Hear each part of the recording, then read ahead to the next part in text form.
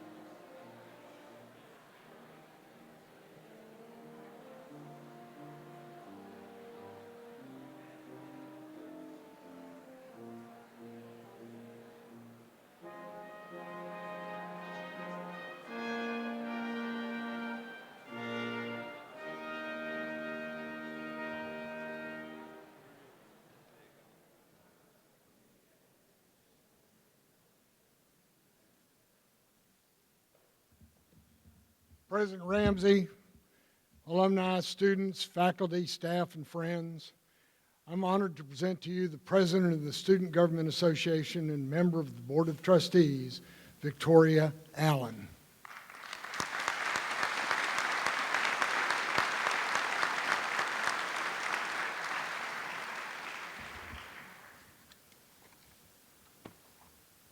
Good afternoon, everyone.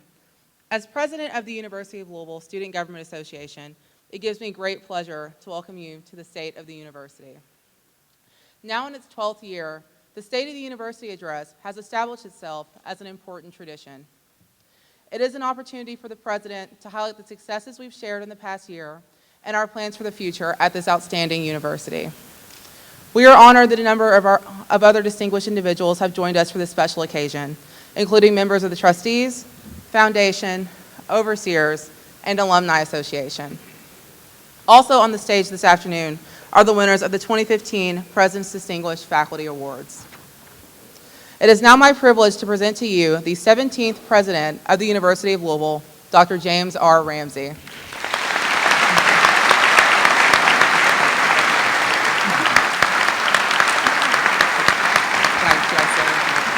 No, you say. Thank you, Victoria. As noted, Victoria Allen is the president of our Student Government Association. Victoria is from Grayson County, Kentucky. She now lives in Auburn, Kentucky. Yes, that's right, Auburn, Kentucky. She's a graduate of Bowling Green High School, a McConnell Scholar at Chi Omega. She is a very special person. Victoria embodies what we stand for at the University of Louisville and the students that we recruit to the University of Louisville. Would you join me in thanking Victoria not only for her leadership, but for choosing to attend the University of Louisville?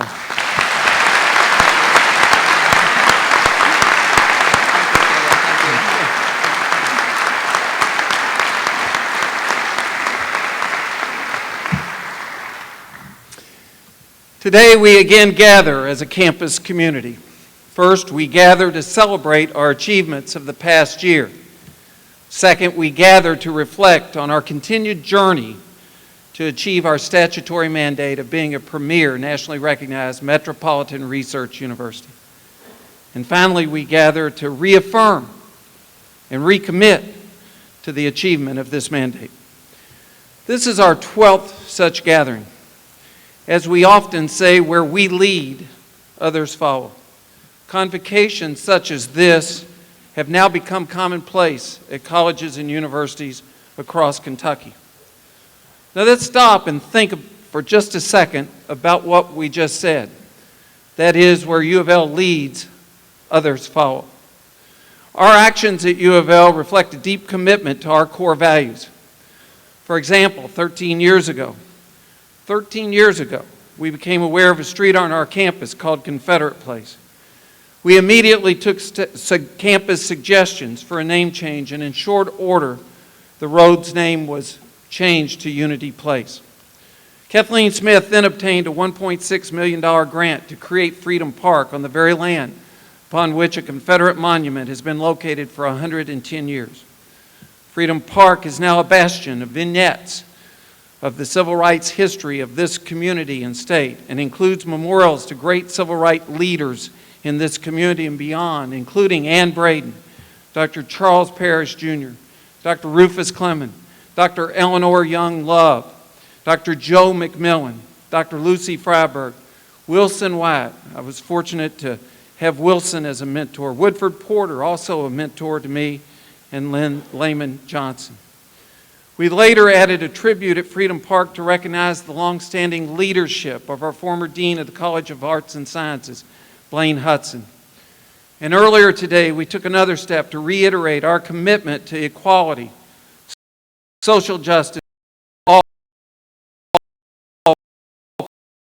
people, by renaming Freedom Park for Dr. Charles Parrish Jr., the first African American on our faculty at the University of Louisville, and the first African American to chair a department at a predominantly white institution in the South. Yes,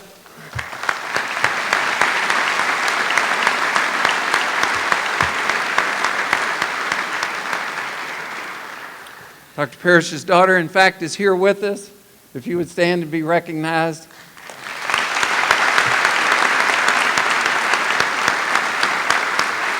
Something that we are committed to daily, and not just when it's politically correct. The University of Louisville has been a leader in Kentucky and the South on LGBT issues by being the first public institution to offer health insurance for domestic partners, and the first public university to create an LGBT center on our campus. And just this past month, we were selected by to the Campus Pride's top 25 LGBT-friendly list of colleges and universities. That's the top 25 in the country.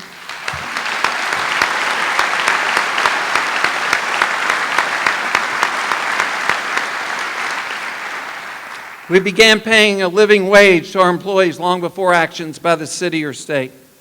Our sustainability initiatives continue to be nationally recognized. Few, if any, have done more than the University of Louisville to not only reduce our carbon footprint, but to convert brownfield sites into beautiful, valuable campus facilities. We have again this year been recognized as Sierra's Club, Cool School, the only school in Kentucky to make the list. And U of L's recently been chosen as one of the top 25 healthiest colleges in the United States. We are expected to lead. We have done so, and we will continue to do so.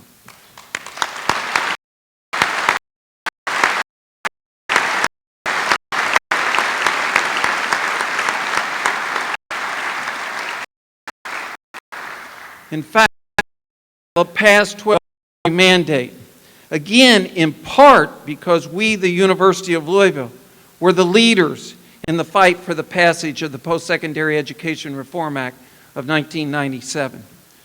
This legislation, passed 18 years ago, was about the role higher education must play to improve economic opportunity and the quality of life for the people of the Commonwealth of Kentucky by the year 2020. That mandate given to us by the people of Kentucky was for us to literally transform ourselves. It was a mandate to change. For you see, in 1995, a respected journalist, Ben Hirschberg, wrote a series of stories about the University of Louisville, calling us a mediocre institution and quoting our own faculty as saying that top students' best chance for a good education was to look elsewhere. Shortly thereafter, Governor Patton and state policymakers knew that a great university in the state's only major metropolitan area was the key to a better community, a better region, and a growing Kentucky. And so for each of the previous years this convocation has been held, we've been able to say that we've been true to the Post-Secondary Education Reform Act of 1997, and we can say this again this year.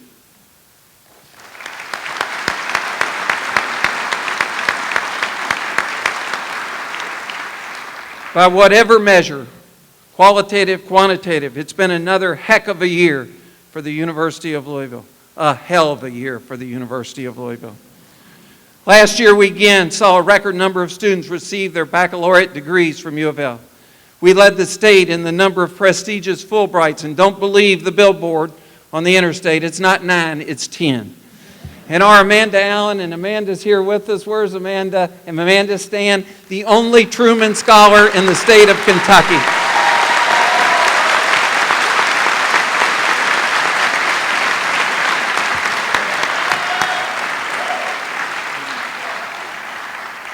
Last year, we exceeded our goal for PhDs awarded.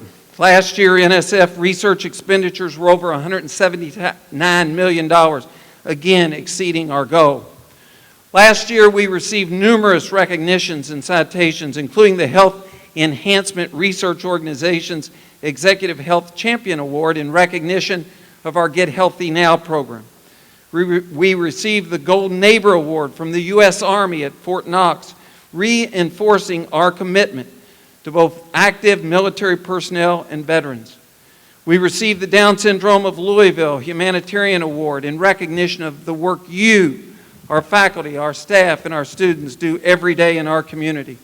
and we will soon receive the 2015 Higher Education Excellence in Diversity Award, the only national award that recognizes colleges that demonstrate an outstanding commitment to diversity and inclusion. Last year, we were reaffirmed as a Carnegie Community Engagement University. We hold both this designation as well as that of a Carnegie Research University with very high research activity. Last year, we celebrated the achievement of being one of only 52 public universities in the nation to have been successful with a $1 billion capital campaign. And last year, you, our faculty, in the most difficult and trying of times, again went well beyond the expected, receiving recognition awards too numerous to list, such as Guggenheim's and entry into national academies. Our list of accomplishments go on. Yes, another special year, another year of building on the great history and tradition.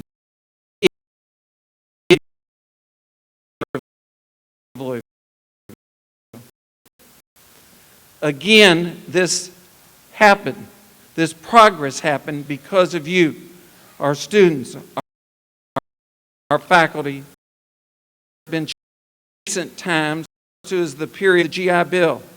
In the 1950s, the space program brought attention to the importance of scientific research.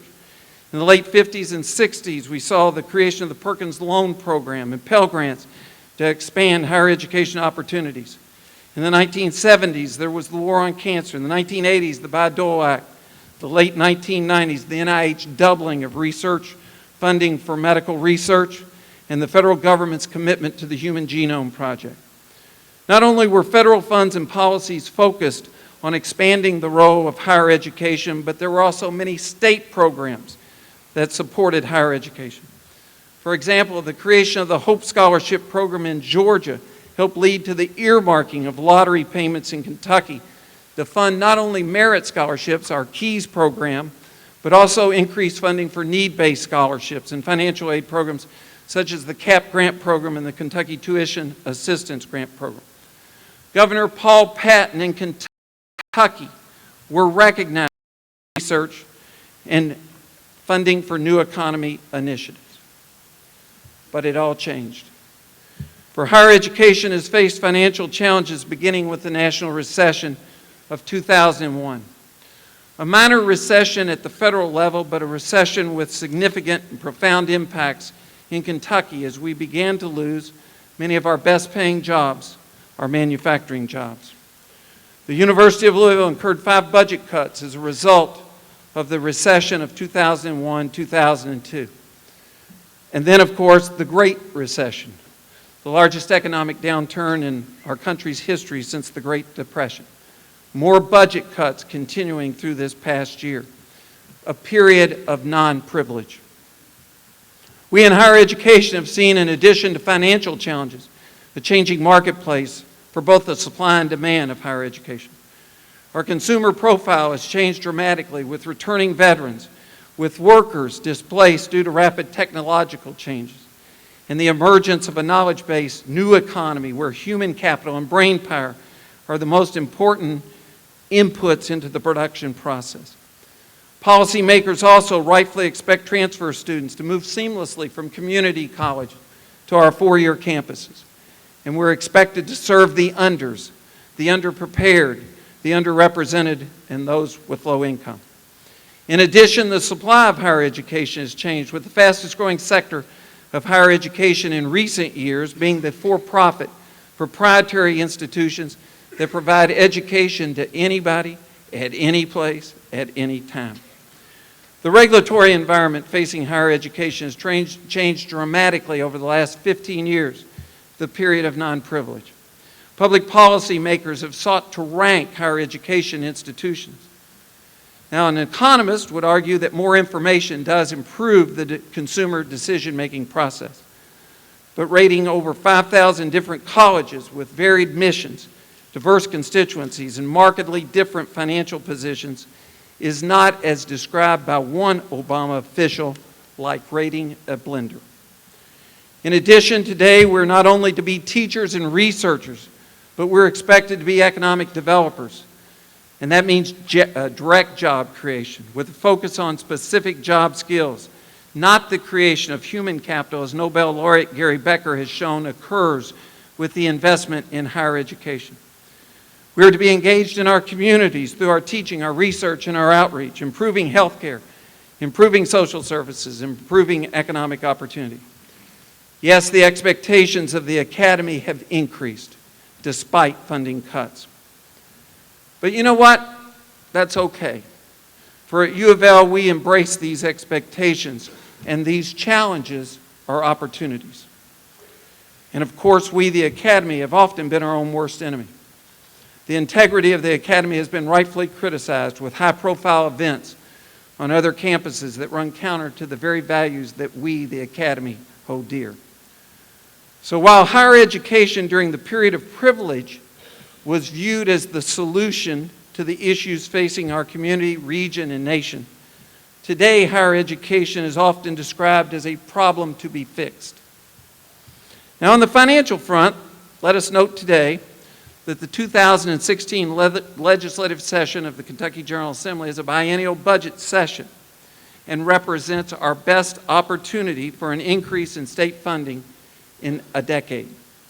The university community, all of higher education, must work to communicate to legislative and executive leaders that higher education is indeed the solution to Kentucky's economic, health, and social challenges.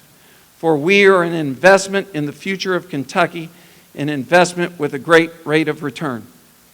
And there are reasons for optimism as we face the 2016 legislative session. Our state economy is improving. We're adding jobs. State revenue is growing. For the fiscal year that ended June 30th, 2015, the state had a revenue surplus of $165 million. And the estimated revenue surplus for the current fiscal year is over $200 million. But we also know that our state continues to face a structurally imbalanced budget with recurring expenditures greater than recurring revenues, and that, as always, the demand for state funds will exceed those funds that are available. So it is for us to aggressively work with our friends and constituents to convince policymakers in Kentucky to follow the post-recession lead of 41 other states that are now reinvesting in higher education. Unfortunately, a recent report put Kentucky and West Virginia last among all states in the investment of higher education for 2014 and 15. New state funding must be a university priority, a priority of faculty, staff, students, trustees, alumni, and all friends of the university. And let's be brutally honest, remembering the words of Pogo. We at the University of Louisville have perhaps at times been our own worst enemy. For we can be an institution divided. A number of years ago, one of our mantras,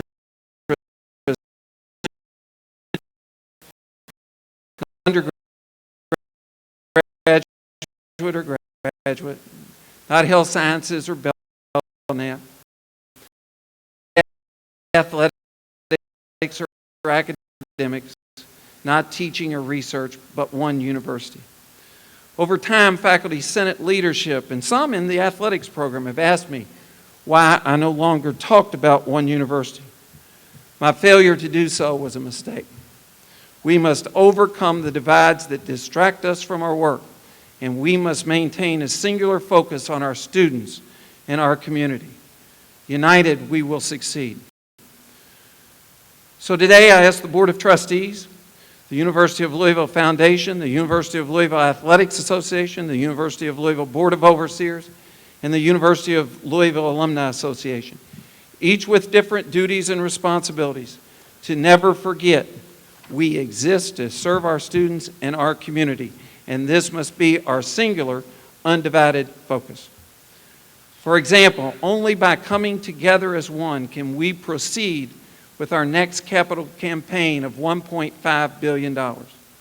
And let's not forget that our private support for our programs at U of L for the current year is $154 million. State support is $139 million. Clearly, no institution values honest, open dialogue, discussion, alternative views more than we do. We cherish different ideas and debate.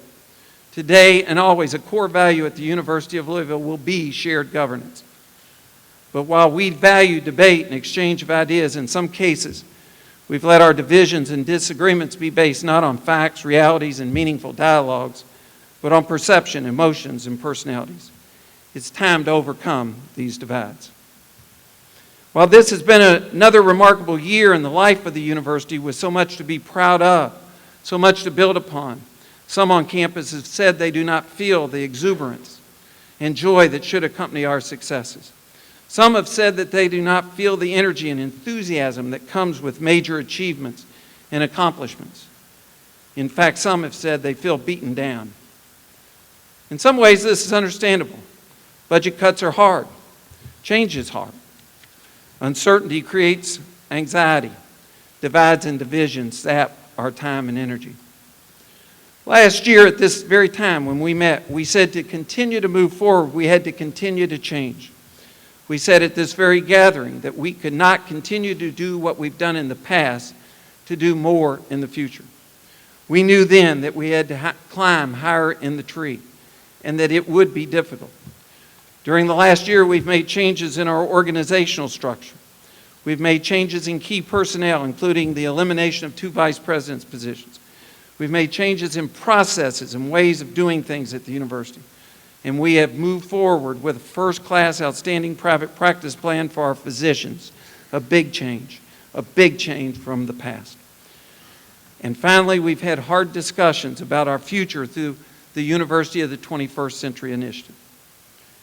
Second, it could be that we feel discouraged because there's a small but vocal minority in our community that do not feel the same sense of achievement and accomplishment that defines the University of Louisville. In fact, I was told by one individual that a few outspoken critics of ours believe the university has gotten too big for its britches, whatever that means. So we must do more to educate our many constituents on what it is that we do every day. In the words of my friend Michael Crow at Arizona State University, it doesn't matter how much we communicate, it's not enough. A priority for the year ahead is to better educate the public of the true work of the university. Equally important, we must continue to better improve our own internal communications. In 2006, at the conclusion of our annual Board of Trustees retreat, our board applauded the university for our successes, not only over the prior year, but from the beginning of the Post-Secondary Education Improvement Act. At that meeting, our board gave us 3 clear charges going forward. First, since we'd been successful moving forward with our strategic plan, the Challenge for Excellence, it was time to begin a campus discussion around a new plan, the product of which, of course, became the 2020 plan. A second charge from our board was that it was time to rebrand the university. Dare to be great was stale. It was old. We were achieving greatness. Third, we were asked to begin a capital campaign. But interestingly, the board also made a 4th request of the university at that time. The board implored us to do more to celebrate our successes. Great things are happening at the university. They still are. But we haven't and often don't take the time to recognize and celebrate the contributions, work, achievements of you, our faculty, students, and staff. The University of Louisville has much to be proud of, and the campus must not be afraid to celebrate our successes. And we must do a better job of recognizing and thanking our faculty, staff, and students for what you do on a day-to-day basis. A couple of years ago, our youngest daughter, Jackie, who's with us, met a remarkable young man named Drew Hilliard. She brought Drew into our lives. Drew graduated in 2001 from Manual High School. I was not yet in this position. If I had been, I would have tried hard to recruit Drew to come to the University of Louisville. But I would not have been successful. For Drew was committed to service to God and country. He attended the U.S. Naval Academy. After his graduation while on active duty, Drew was diagnosed with a deadly cancer that he fought gallantly for a number of years. With the recurrence of the cancer a little over a year ago, Drew received treatment from several different world-class medical centers around the country. Yet on 2 occasions, he was referred back to the University of Louisville, the University of Louisville's James Graham Brown Cancer Center. In the end, Drew, at age 32, lost his fight.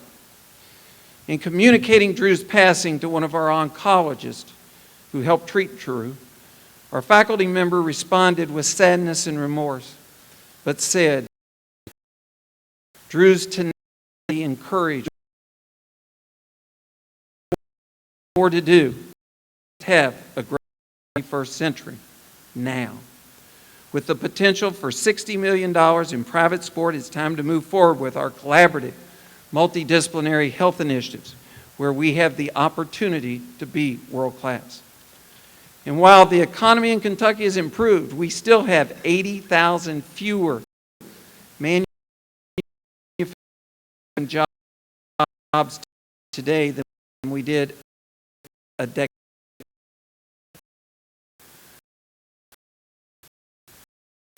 You and I as consumers will always want to purchase the latest product. We'll always want to consume. So products will be produced. It's our job to make sure that they're produced in Kentucky using additive manufacturing technologies, which we at the University of Louisville are the best. So it's time for the University of Louisville Foundation to start the construction of a world-class home for our Institute of Product Realization on the Belknap Engineering and Applied Sciences Park. We must move forward now. And while a few programs of excellence have already been identified in our University of the 21st Century, it's time to pick up the pace, especially with the process for identifying other areas of collaboration which are important to our community and state and where we have the ability, again, to be world-class. The time is now. Provost Neville Pinto has presented a roadmap for moving forward with the University of the 21st Century to our Board of Trustees. It's time to move from plan to implementation now. Neville and I will soon be holding campus forums to discuss our next steps. We must have a greater sense of urgency in ensuring our partnership with Kentucky One is fully performing, including the very difficult challenge of physician alignment of our 2 organizations. The time is now. And after years of tuition increases and years of budget cuts, it's time to ensure that our university remains affordable to all students. The time is now.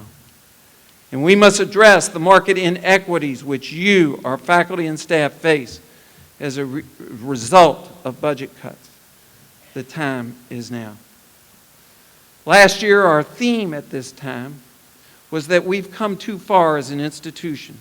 Too many people in our community are counting on us as an institution for us to slow down or to quit. We said we could not, in the words of the Navy SEALs, ring the bell. We could not be discouraged by our challenges or obstacles. What was true then is even more true now. We as an institution cannot ring the bell. So let's be clear. Number one, we must aggressively fight for financial support in the upcoming legislative session. 2, we must come together as one institution with an unrelenting passion for our students and continued betterment of our community. 3, we must better communicate the mission, work, success of the university while unapologetically celebrating our successes. 4, we must take the work of the University of the 21st Century discussions and, as we like to say, make it happen. And finally, we must have a greater sense of urgency to ensure our promise of the future and the achievement of our statutory mandate. The time is now. For you see, we're here today, and we're again reminded that there are more Drew Hilliards waiting for us to find better treatments for cancer. We're reminded, and Stephanie's here, that Principal Stephanie Nutter has another class of young children from single-parent families and low-income families starting their education at J.B. Atkinson and Duncan Street in West Louisville. And they're sitting there on the gym floor with the hope of going to college and being asked, what year will you go to college? We're reminded that Beth Fuller, who's with us today, who received her national certification as a result of a gift that we got from Jack and Debbie Oxley, and we'll be recognizing the Oxleys tomorrow night at our football game for their. Beth has another class of excited fourth graders at Carter Elementary School, also in West Louisville.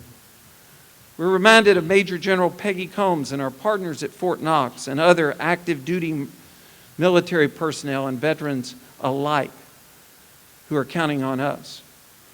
We're again reminded of Dr. Kevin Cosby and our friends at Simmons College of Kentucky, where Dr. Charles Parrish started his renowned academic career.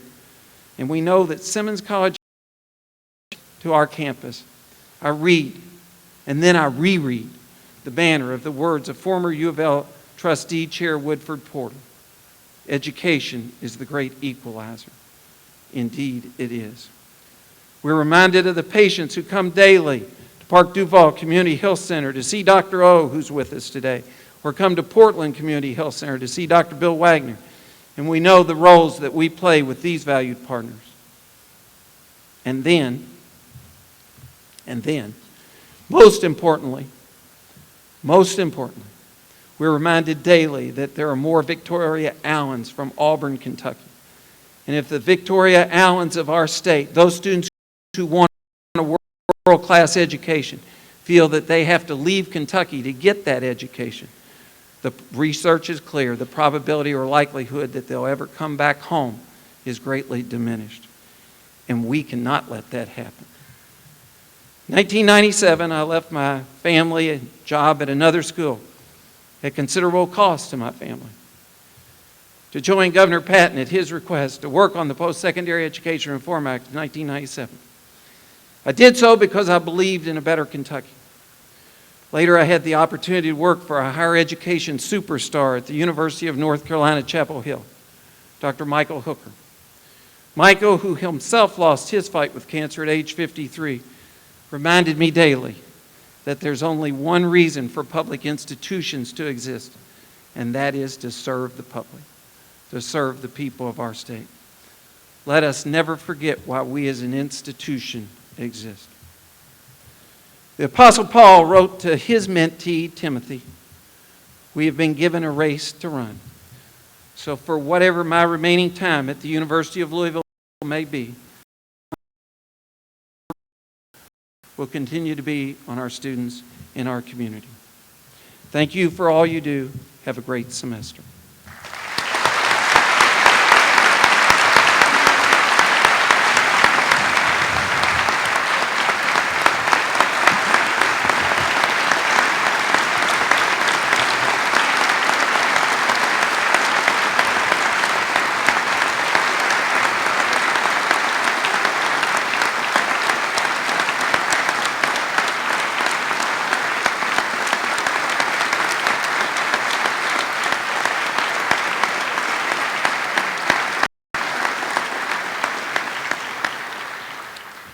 Thank you. For 13 years, I had a great honor and a great privilege to work with one of the finest. Ramsey, thank you to all of you. I'm honored to be here and honored to assist with the next part of the ceremony. The highest honor that the president of a University of Louisville can bestow is the Presidential Medal. The Presidential Medal is awarded to organizations and/or individuals who have significantly assisted the University of Louisville in achieving its statutory mandate to be a premier metropolitan research university.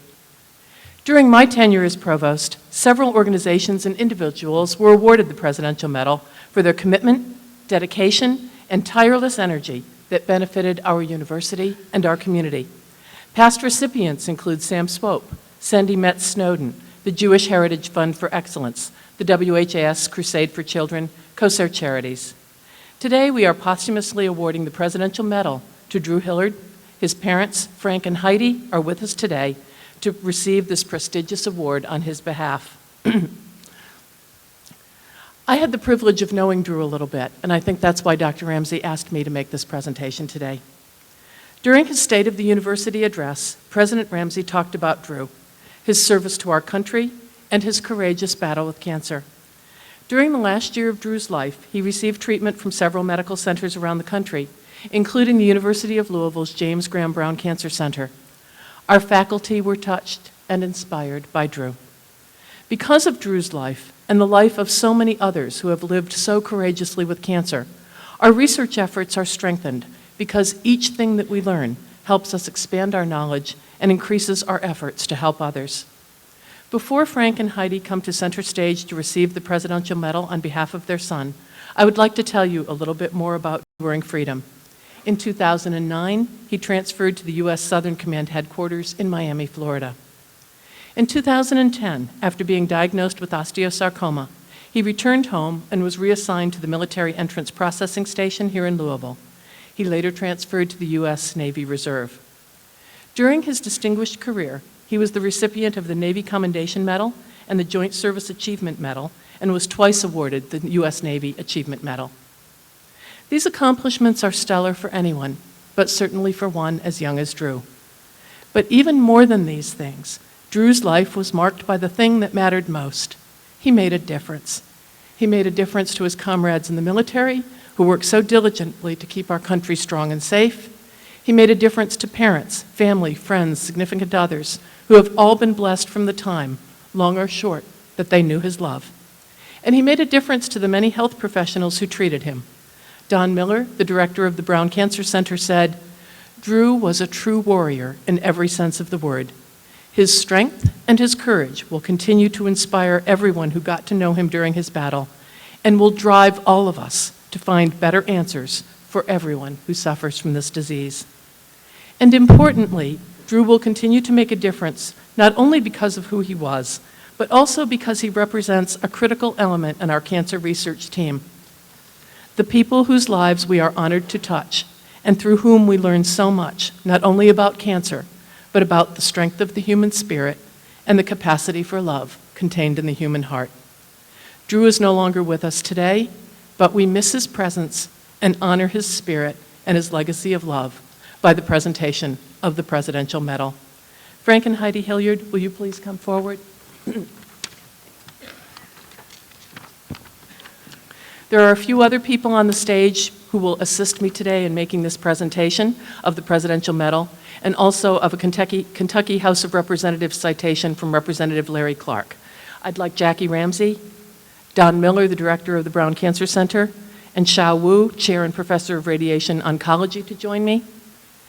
Drew drilled with the Navy Reserve, Office of Naval Intelligence 1992. Representing that unit today are Lieutenant Commander Joe Dablow, the Director of Planning and Operations for Undergraduate Affairs, and Lieutenant Junior Grade Lucas Dwelly, a U of L alum.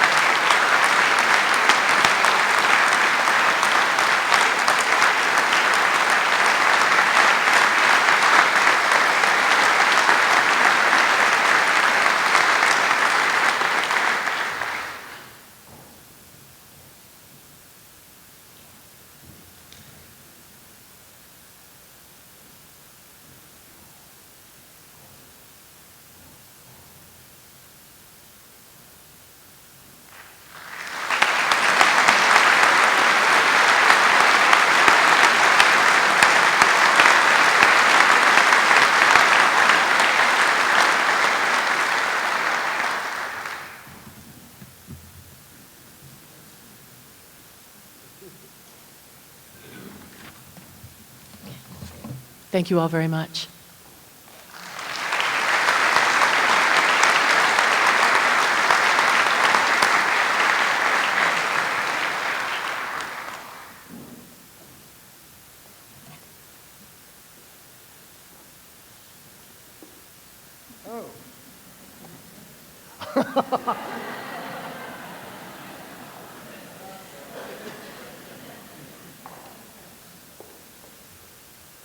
Okay, we've all been through, many of us have been through this before. We know what's going to happen. You all are going to stand up. You all are going to stand up. I'm going to knock this over. All of you have to stay where you are. When the music starts, all of you are going to go out this way. Everybody who's in academic regalia is going out this way, all right?